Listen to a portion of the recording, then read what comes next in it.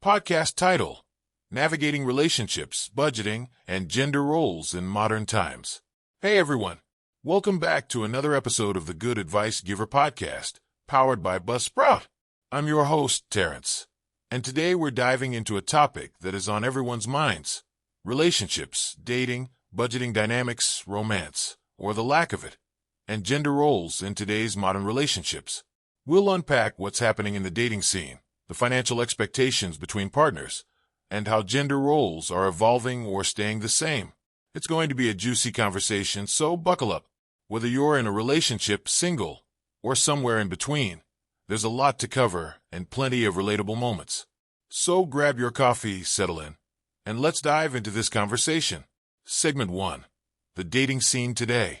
Dating today has become quite an adventure, right?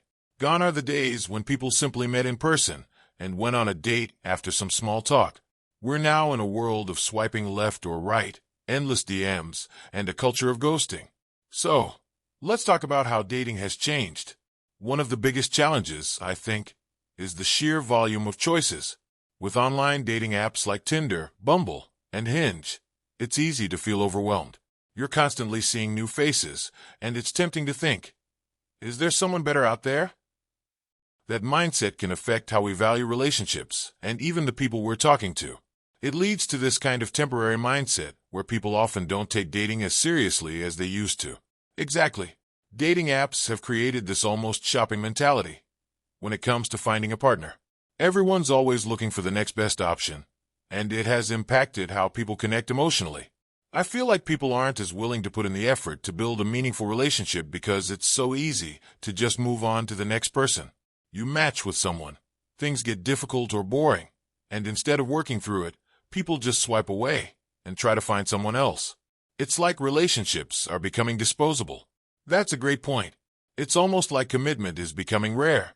We've got endless choices, but fewer meaningful connections. What do you think are some solutions for people looking to have real, long-term relationships in this culture? People need to be intentional from the start.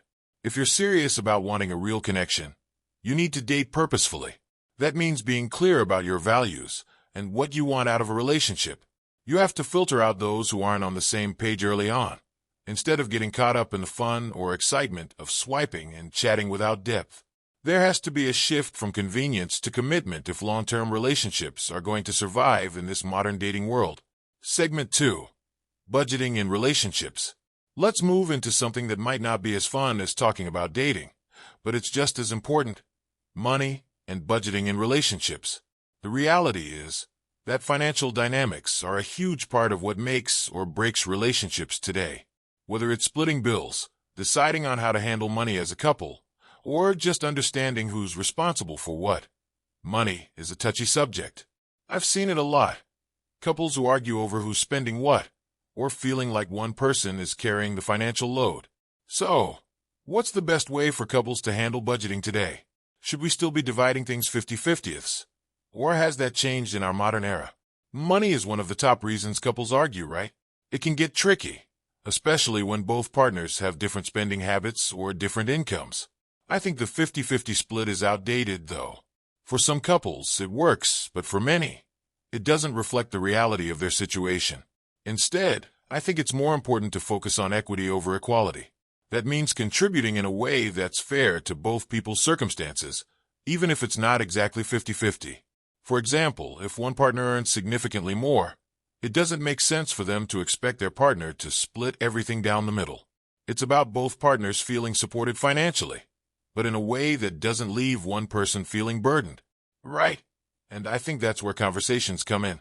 You've got to communicate openly about your finances. If one person is making more or has more financial responsibilities, that needs to be acknowledged, and you need to come up with a plan together. One thing I've noticed is that people sometimes avoid these conversations because they're uncomfortable, but that only makes things worse in the long run. What are your thoughts on how couples should approach these talks? Yeah, avoiding it never works. The earlier you have these conversations, the better. Even if you're just dating, it's important to talk about how you both view money. Are you a spender or a saver? How do you feel about debt? Those questions matter, and they can reveal a lot about compatibility. For couples who live together or are married, it's crucial to sit down and create a joint budget. This doesn't mean you have to share all your accounts or give up financial independence, but you should have a clear understanding of how expenses will be handled and how much you're both willing to contribute. Setting financial goals together can also help you stay on the same page. Maybe it's saving for a house, a vacation, or paying off debt. Having those goals keeps both partners motivated and accountable. Segment 3. Romance, or the lack thereof, in today's relationships. Another thing I wanted to touch on today is romance, or honestly, the lack of romance in many relationships today. I hear from a lot of people that romance is just disappearing. What do you think is causing this shift? I think a big part of it is that life has just gotten busier for everyone. With both partners often working full-time jobs, it's harder to make time for romance, let alone keep the spark alive. People are overwhelmed by work, personal goals, and just day-to-day responsibilities. So, romance ends up getting pushed to the back burner. Then, there's the issue of people thinking that romance should always be spontaneous, and if it's not, then it's somehow less meaningful. But honestly, romance requires effort. It's not always going to be spontaneous. Sometimes you need to plan a date night, or make time to reconnect. That doesn't make it any less special. I couldn't agree more. I think there's this misconception that romance is supposed to happen naturally all the time. But real relationships take effort. Sometimes you have to create those moments. Scheduling a date night or making time to talk without distractions can make a huge difference. And here's the thing. When couples don't make time for romance, it can lead to deeper issues like resentment, disconnection, or even loss of intimacy. It doesn't have to be grand gestures all the time. It can be as simple as leaving a note, cooking dinner together, or even watching a movie. Small acts of romance are just as important. Segment 4. Gender roles in modern relationships. Now, let's talk about gender roles in today's relationships. There's been a big shift from traditional gender roles to more modern dynamics, but that doesn't mean everyone is on the same page about what those roles should be. In your experience, what are some of the biggest changes? I think one of the biggest changes is that there's more flexibility in gender roles, which is great.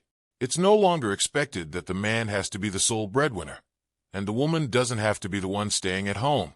Both partners can work, both can contribute financially, and both can share household responsibilities. However, despite this shift, I still think there are some traditional expectations that linger. For example, many men still feel the pressure to provide financially, even if their partner is contributing just as much. On the other hand, women might still feel expected to handle the bulk of childcare or housework, even if they're working full-time. So, while gender roles are evolving, there's still some tension around who should be doing what. Exactly. I think what's key here is that couples need to figure out what works for them. There's no one-size-fits-all solution. Some couples might prefer more traditional roles, while others want to split everything equally or even reverse traditional roles. The important thing is having that conversation and making sure both partners feel comfortable and supported. I also think it's important for men to recognize that sharing responsibilities, whether it's housework, cooking, or childcare, doesn't take away from their masculinity. If anything, it shows that they're partners in the relationship. Being involved in every part of the household and relationship can actually strengthen the bond between partners. Closing and call to action. All right, everyone, I think we've covered some really important topics today. From navigating the complexities of dating and budgeting in relationships to keeping the romance alive and rethinking gender roles, there's a lot to reflect on. If you're in a relationship or even thinking about getting into one, these are conversations that you should have with your partner. Relationships are all about communication, effort, and understanding. Before we wrap up, I want to encourage you all to join me over on Patreon. By becoming a patron, you get access to exclusive content, behind-the-scenes insights, and early access to episodes. If you enjoyed today's episode, be sure to download and subscribe to the podcast so you never miss an episode. Thank you for tuning in to the Good Advice Giver podcast, powered by Buzzsprout. Your support means the world to me, and I'm excited to keep bringing you valuable conversations and advice. Until next time, take care of your relationships, stay intentional, and keep striving for personal growth. Thanks for listening.